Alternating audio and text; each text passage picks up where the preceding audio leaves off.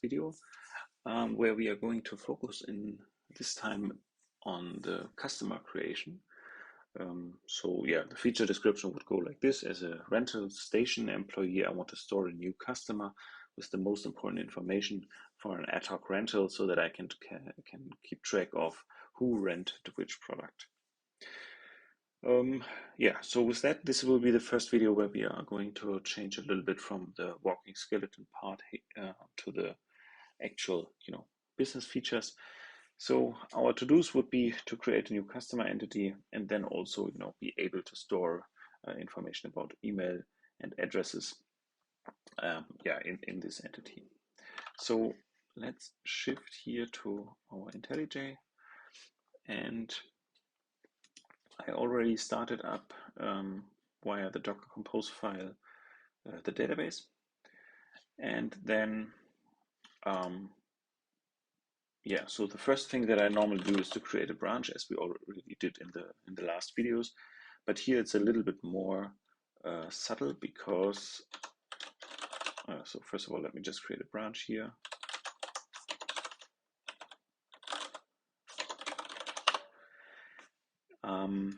Because in this case, or what I normally do, is to also change the database connection. And this is just in order to not mess up my local test database that I have on the main branch if I would like to try out something for my new entity and so on. And then it's also, when you merge it, then you can actually take a look if the changelog that you have created actually apply to an already existing database. So for now, the only thing that we have to do is to say create customer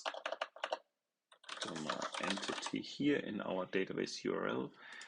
And the reason why this works is because we are using the Postgres main or master data, master username and master password.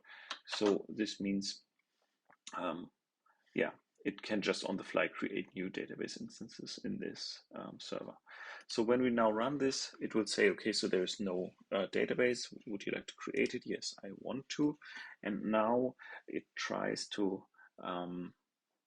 basically take all the Liquibase changelogs that have already been in the Jmix itself and, run this against this database.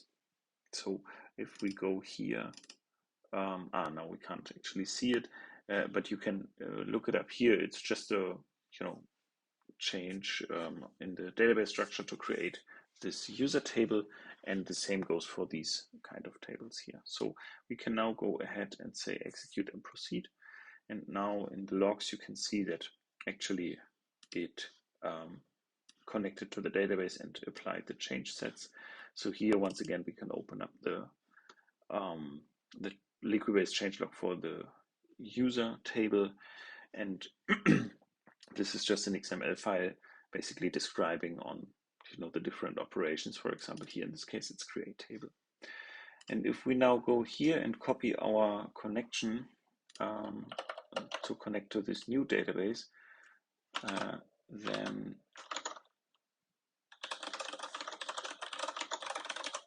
it should already be possible to see what is in there.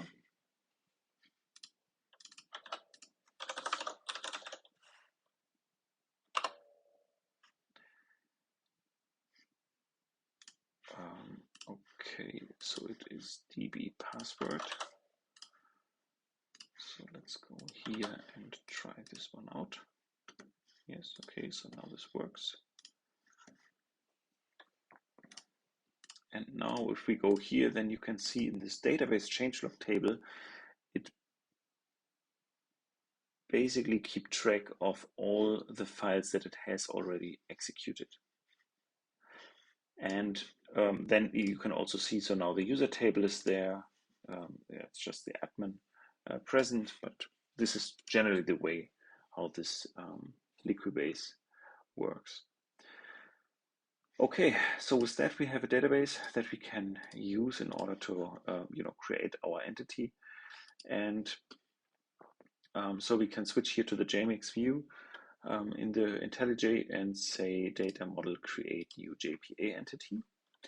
And in this case, let's call it customer, as we want to register and create customers. I will just check all boxes here for versioned, audit logging of creation and modification, and soft delete, because I would like my entities to generally have these characteristics.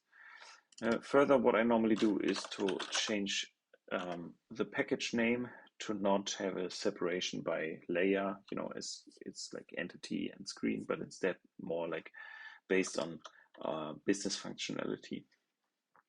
Okay, with that we can now just create this entity, and as you see, there are already a lot of attributes now populated.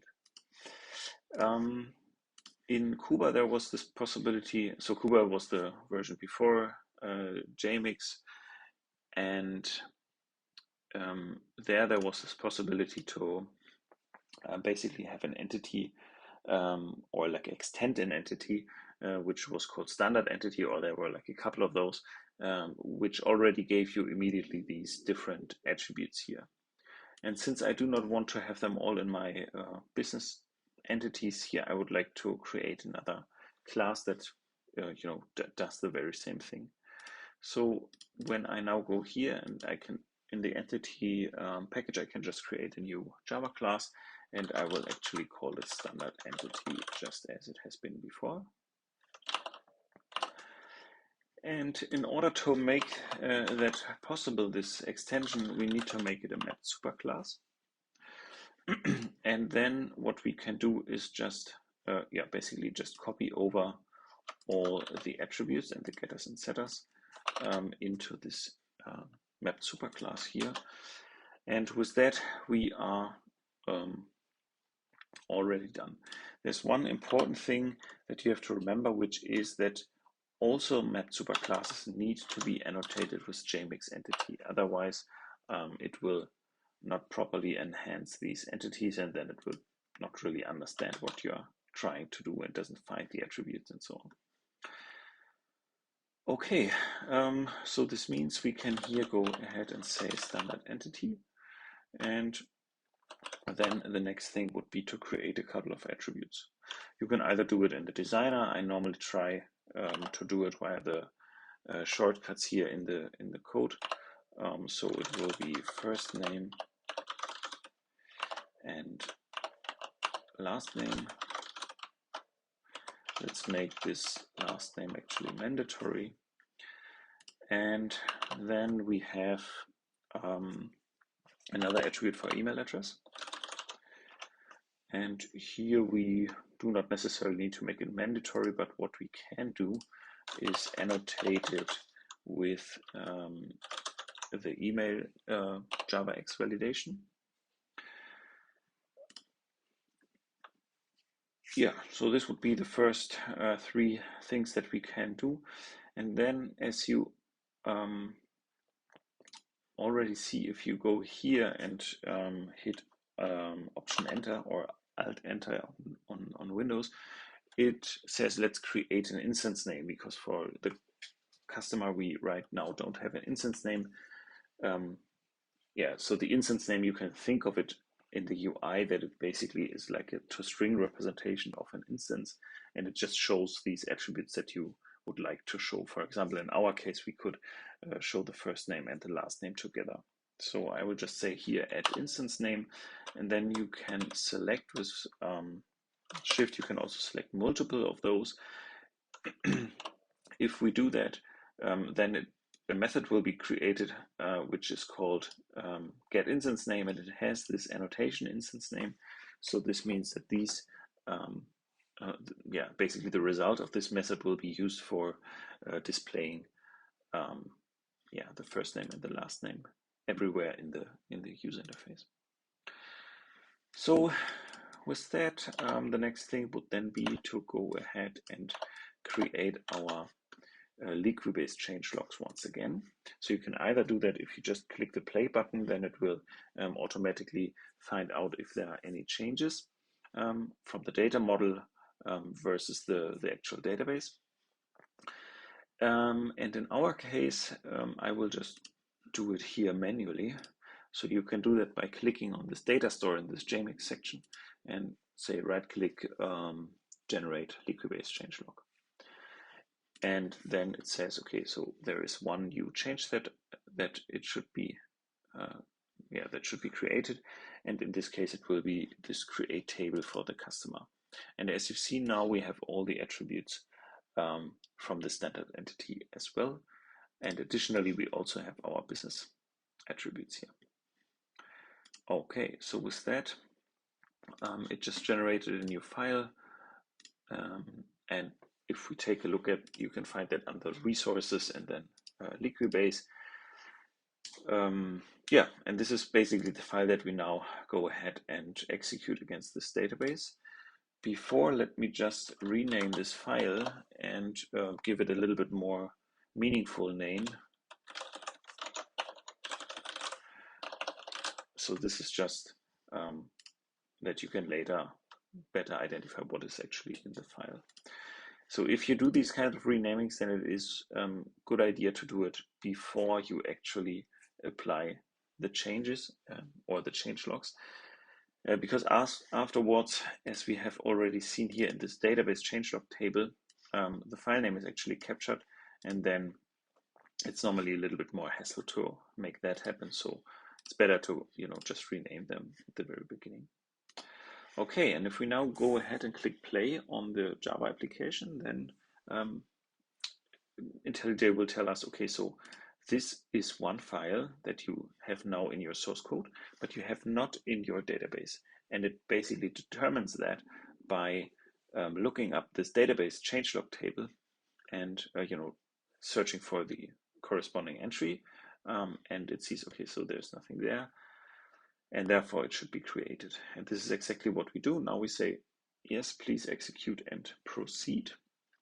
And now we should just have one additional changelog that has been applied. As you can see here, table customer has been created. If we refresh this view, we should see that there's now a customer table in it. Okay, and then the next thing is to create a user interface for that. So if we now, I mean, the application is now up and running, but we can't see anything because we don't have any user interface to show. So let's fix that. We will go here into the Jmix view once again. And so here, once again, there are multiple ways on how to achieve that. So you can either do it here directly in the entity source code view. You can go here to screens and say create screen. It's also possible to right click here and say new screen. It ends up in the same wizard, so we can just go ahead and do it either way. And here you have now a selection of a couple of pre-defined templates that you can leverage. There's this entity browser, which is basically a list of all entities coming or like being displayed as a table. And then there's this thing called entity editor, which is just basically a form or a detailed screen of one particular customer. And this third one is basically, it will generate both of those. It will create one class for the entity editor and one for the list. So this is what we will do. And I will just adjust the package name here. Everything else can stay the same for now. Yeah, and then we have the option, basically, what do we want to scaffold now? Like it asks us a couple of things, for example, about the user interface. So the first thing here is the table type. A group table would be one option, but since we don't have anything to group on for now, I would just go ahead with the table, with the regular table. And then, so it asks us if we want to create like a menu entry. Yes, we can. We can just put it to the would want to configure. So there are a little bit more options, but I won't go into the details here right now. So the next thing it asks us about is which attributes to actually show. Either first of all in the browse, so this means like in the list view, and then also in the editor. For now, I will just leave it exactly as it is, but in particular when we have associations, it might be that we want to change something there, but we can still change it later in the generated screens. Okay, so then we have the customers translations about for the menu and for the caption, and with that we can basically finish it off. It will now create two Java files for each screen and two XML files representing the layout for each screen. So, and as you can now here see, you have, so this is the list detail, the list screen, and then the editor would be this particular XML file. And if we switch here to the controller, then we can see the standard generated controller, and the second the same thing for the list view. So with that, if we now open up our application once again, then we should see our new screens. No, we don't. Okay, so then in this case, let me just restart the app, and then it should be there.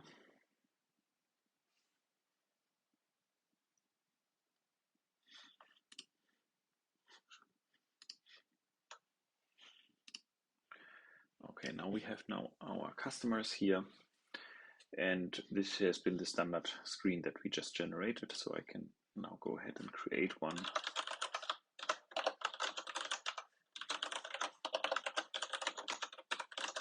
So this would be a customer, and if we now click OK, then it just be saved to the database. So with that initial description on how to create an entity and so on, it was probably a little bit lengthy, but just showing you all the process of what we normally go through. So let's go back to our feature. So this is now already done, and store information about email address, email and addresses. So yeah, the address is the last thing that we can actually tackle here. So let's stop our Java application for now once again and go back to our customer entity. And so the first option would be to just create a couple of attributes directly in the customer entity, for example, street and postal code and so on. And the alternative would be to create either like a dedicated entity where you have like a dedicated Java table, database table, or if you have something like a concept called embedded entity. And this is what we actually are going to do. So it will create a Java class, but it won't create a corresponding database table. Instead, it will embed the columns into the class that it contains, that contains the reference to it. So here, if we now go ahead and say we would like to have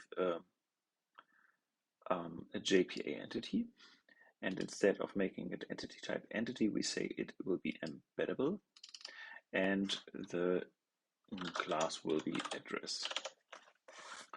So with that, we now have it, as an entity here. I explicitly didn't do it into the customer package because it potentially could be used by different entities. But we can just go ahead here and say we want to configure our attributes. So the first one will be street. Let's just make this mandatory, and the second one will be post code, and actually we could make it a little bit smaller, but since I'm right now know, which different countries have which different style of length and so on. I will just leave it for now like that. And the last thing would be city. So this would be the third attribute here, and with that we probably can, just leave it for now.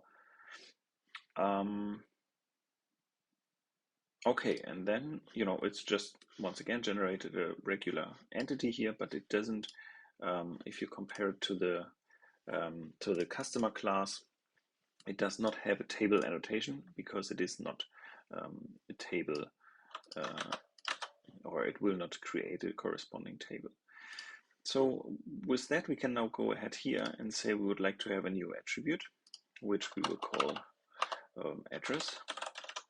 And the data type will not be, or the attribute type will not be data type anymore, but instead it will be embedded. And then the type will be address. And we can just do it like that. Now it creates a corresponding getters and setters. And here there are a couple of interesting annotations, which basically say, so the attribute street of the address should go into the column address underscore street, but it all happens in this customer table. So if we now once again go ahead and say let's create the changelog, then it should do two different changes. So first of all, it creates like the different attributes here, postcode and city. And second thing is that it creates the street. And the street we have configured to be not null. So actually what will happen here is so first of all, it will create a column, and secondly, it will add the not null constraint. And now an interesting thing happens. So if you see in our database or in our running application, now I already closed it, but it doesn't really matter. You can probably remember, I already have one entry in my database. And I mean, in this test case, we can just throw away the database. This would just be fine. But what also would be possible is to, somehow update the data in the database. And this is what this thing here will actually happen. So if you see here, the first thing it says update null values. So this means it will first go ahead and update. So it will create the column, and then afterwards it will add, not null constraint, and then it will configure a default value for the currently null values. In this case, it's just, some string in order to match this requirement. For us, this is just fine, but this is just a general concept on how you can, or how you can change that. Okay, so with that, we can go ahead here once again, and as you see, although this have been two change stats, they are still defined in the same file. So this is also something that you can manually untangle if you want, but right now, it's just fine. So let me just rename this once again. In this case, it will be add address to customer.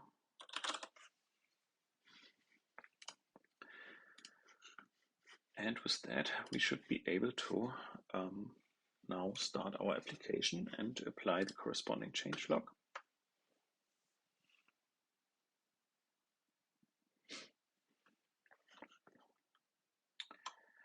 Okay, so if we now open up the Jmix application once again, then the application is running, but it doesn't change anything. And the reason for that is because we didn't change anything in the UI layer.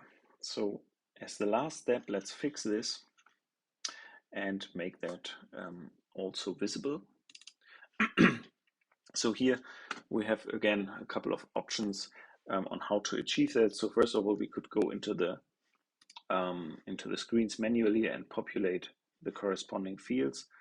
I will show you the approach if we go to the customer here once again and go to this address attribute, and then you can, I guess, click Alt Enter and then say add entity attributes to screens, exactly. So, and then ask you, okay, so, you know, you selected now this address attribute, or in this case, it's just, you know, displayed here as one column. And then we can select where we would like to add it to. So first of all, to the to the edit screen, to the detailed screen of the customer. For the list screen, I'm not so sure, so I will just leave it off here. And if we now click OK and go to the customer edit screen, then you can see that there are new new fields in there which have been added. So if we now go ahead and rerun our application, then it should be visible. So probably, you know, making all this stuff a little bit more nicer to read and so on, we'll tackle in the next video, because this is probably already too long. So let's make that as a very first step here. So now if we go here, then we see we have now information about the street and the postal code. And as you also see, here's this default value which has been populated by the Liquibase changelog. Okay, so with that, we are done, and we can now store information about email and address in the customer entity. So with that, I will close off this video. See you next time.